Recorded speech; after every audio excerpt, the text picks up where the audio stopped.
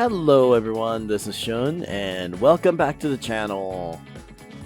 For today's video, I want to talk about a fun deck I've been playing with, Sazabi Lupus, Sazapus for short. Actually, that's a terrible name. So this deck is made for gamblers like me.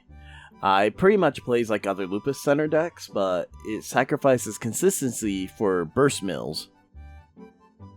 Like other Lupus decks, the core of the deck is Tegadon. It runs Gray's Custom, First Form, Yuseigo, Adept, Hyakuren, and of course Lupus. I think the biggest difference is that it's a blockerless setup. The idea is that with the right aggressive early start, you'll have tons of fuel for Lupus by the endgame. If you want to run blockers, I would replace the Gray's Customs and go with a more mid-range playstyle. The other side of the deck is the Sazabi setup. It runs both Rare and LR Sazabi, and from my experience, there's no need to run any other Neo Zeons in the deck. It'll get in the way of the Lupus engine. The other non-Tekken unit is Exia Repairer for the early aggro and Sazabi target. If you're able to drop Rare Sazabi on curve, you can mill 5 cards by sacrificing your Exia. And Exia costs only 1 to play, so if you need to, you can play both on the same turn. As for pilots, we have Mika and Char. And it does run the minimum amount of commands to maximize the mill, a mixture of widespread annihilation and decisive last resort. Too much and you risk milling more commands than units. By the way, a lot of people focus too much on playing around Lupus, so they don't expect last resort. As for bases, it's a mix of Axis and Isaribi. Being able to bring back Axis using Char is a reason why this deck can be blockerless to a point, and Isaribi is still necessary for the early aggro.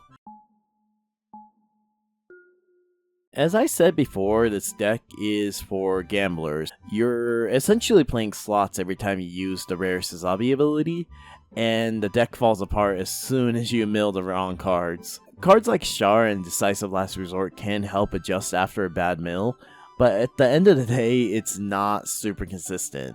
But the deck is super fun. The feeling of using Rare Sazabi to mill and then grabbing a LR Sazabi is already great, but when you add Tekken to the mix, it's like hitting a jackpot. Plus, the LR Sazabi and Lupus actually has really great synergy. You can use LR Sazabi to put Tekken units into the trash to fuel Lupus, or Lupus can be used to remove the lower health units so Sazabi's abilities can destroy the big ones.